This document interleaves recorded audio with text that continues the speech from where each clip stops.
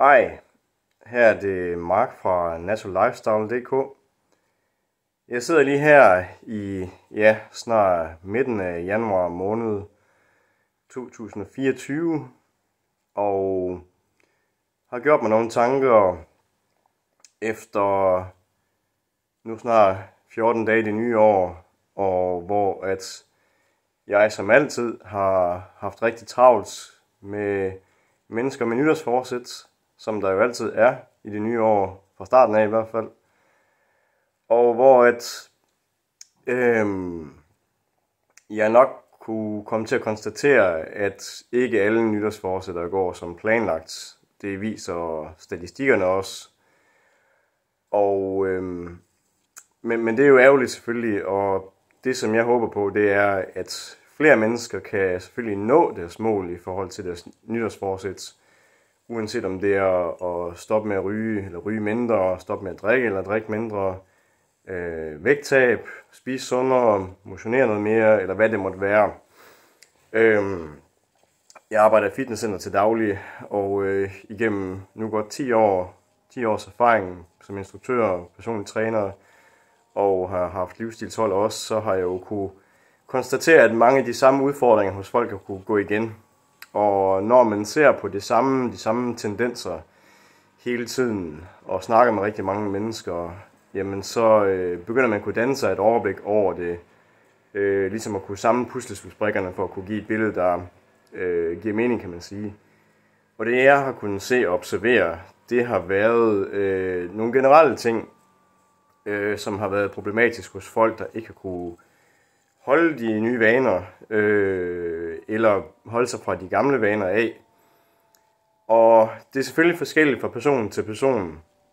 Vi mennesker, vi er komplekse, vi er ikke som matematikstykker, der har et simpelt facit. Og dermed sagt, så kan vi heller ikke altid forvente, at vi kan følge den samme opskrift for at få succes. Men alligevel, nogle af vores fællesnævner, selvom vi ikke har de samme mål og udgangspunkt alle sammen, så er det, at vi er mennesker. Og det er der nogle gange, det kan da være en tilbøjelighed til at glemme, i og med, at vi ikke er så simple som robotter. Med det sagt, at vi ikke altid kan forvente, at hvis man har et rationelt mål, eksempelvis nu her i det nye år med vægttab, at man bare skal lukke munden noget mere og motionere noget mere. Og det er der mange, der kommer og siger, det vil jeg rigtig gerne. Mark, kan du hjælpe mig med det? Jo, det kan jeg godt.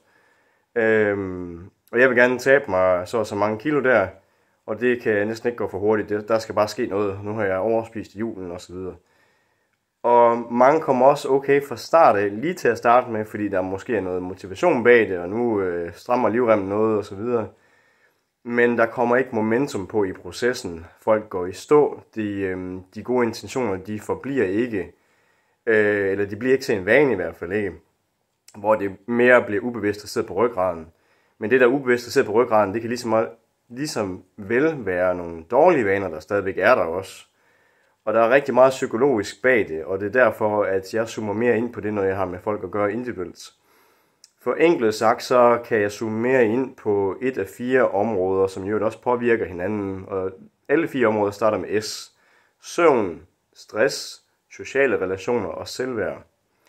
Eksempelvis, hvis du ikke sover særlig godt eller nok, så bliver du mere stresset, typisk også mere træt, så bliver det svært at overskue nye vaner, og man falder nemmere tilbage på autopilot mode også. Omvendt set også, hvis du er meget stresset, så sover du typisk heller ikke særlig godt. Og igen, så kan det have en negativ effekt også, så man kommer i en negativ spiral. Det kan også påvirke de sociale relationer til andre mennesker. Og hvis de i forvejen ikke er særlig gode, måske ikke blot til dine venner eller nærmeste familie, partner osv., men det kunne være til kolleger, til chef, til klassekammerater, hvad det måtte være, jamen det påvirker også stress og søvn. Det kan også påvirke selvværdet. Er dit selvværd i forvejen ikke så godt, kan det også godt påvirke dit stressniveau rigtig meget faktisk. De 4 områder, de kan alle sammen blive til nogle dybe kaninhuller, men dykker ned i. Og hvor relevant det er for dig, jamen det ved jeg jo ikke, for nu har jeg ikke snakket med dig. Men for rigtig manges vedkommende agerer de 4 S'er som et fundament. Og det er det, jeg ser om og om igen, at hos nogen, der ikke har varig succes med deres vaneændringer og livsstilsændringer, det handler om, at der ikke er stabilitet på de 4 punkter der. Så fundamentet er der ikke, og så er det jo svært at bygge op på et højhus, kan man sige. Og man kan også sige, at fællesnævneren for de her 4 S'er, hvis man er i underskud af nogle af dem, det er lidt ligesom, hvis du skal investere noget i ren økonomisk forstand, og du skal bruge penge til det, så kræver det, at du trækker penge ud fra din bankkonto af. Men hvad så, hvis bankkontoen i forvejen er i underskud? Så er det jo svært, ikke også? Og så kan der komme renter på i sidste omgang. Og med det overført til livsstilen, mener jeg bare, at hvis man ikke har mentalt overskud, og i forvejen er i energiunderskud, så kan man komme i yderligere energiunderskud ved at skulle lave om på sine vaner, fordi det kræver noget fokus, noget koncentration, noget hårdt arbejde, noget viljestyrke, indtil der er kommet noget momentum på i processen. Og det jeg mener med momentum, det er, at eksempelvis når man begynder at motionere, og mange siger, det går nok hårdt, og det kræver virkelig meget af mig. Men så kommer belønningen så tit ved det hårde arbejde, ved at man kan mærke det på sig selv, man kan måske se det på badevægten, i spejlet osv. Og det er en selvforstærkende effekt, som mange bliver høje af på en god måde også. Så man får noget belønning for det, og langt hen ad vejen en bedre belønning end den kortvarige belønning ved, og nu siger det lige ud, trøste spise, som det kan være, men det kunne også være trøste drikke, trøste ryge, trøste gamble. Mange af de ting, det agerer ligesom tændvæske til et bål. Hvis det ikke brænder særlig godt, fordi du ikke har noget stabil brændsel derpå, så kan du godt komme noget tændvæske på, og lige kortvarigt få gang i dit bål, ikke også? Men det er ikke noget, der er så holdbart, og meget tændvæske, det brænder beskidt. Og på den måde kan man også sige, eksempelvis fastfood brænder beskidt i forhold til den energi, man får af det. Og derfor så kræver det altså i første omgang noget opmærksomhed og erkende, at man skal til at sadle om. Og hvis man ikke kan erkende dem, så kommer man ingen vejen. Og så plejer jeg at sige til folk, jamen, så bliv ved med det, du gør. Men så er det også, at mange de når en frustration, fordi at det, de gør, det fører dem ikke andre steder hen, eller fører dem måske det forkerte sted hen, så man skal lige dreje rodet. Det svarer lidt til, hvis du tager et fly fra New York imod Paris, men det er sat skævt med 1 grad til den ene side, så kan du ende i London i stedet for. Og du lægger ikke mærke til det måske, før du er endt i London. Hvorvidt det præcist er specifikt og rigtigt, det ved jeg ikke, men det har jeg læst et sted. Men det kræver, at du skal være opmærksom på,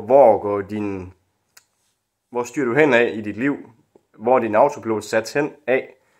Og hvis den ikke er sat et godt sted hen, der tager dig imod dine mål, så må du aktivt ind og korrigere på det. Og det jeg mener med aktivt, det er det med at være bevidst om det, fordi at hvis vi ikke er bevidste om vores vaner eller uvaner, så er det rigtig, rigtig svært at korrigere dem. Det kan tage noget tid, det kan tage noget vilje, noget støtte kan det også godt tage, men igen, når vi får momentum på i den rigtige retning, så bliver det lidt nemmere. Og der er mange, der ikke når dertil, fordi de giver det måske kun en uge eller 14 dage til det her vægttab og tabe de her 20 kilo eller et eller andet. Og som jeg siger til folk, at det er som en maraton, og vi skal ikke spurte til at starte med på en maraton, så dør vi ud, ikke også? Så det handler ikke om at komme først muligt i mål. Og i øvrigt, apropos mål, det er godt at have mål, men det handler ikke kun om at nå målet derude. Selv når vi når vores mål, så kan det også være farligt at stå stille på målstregen, fordi hvad nu? Hvad skal vi så nu?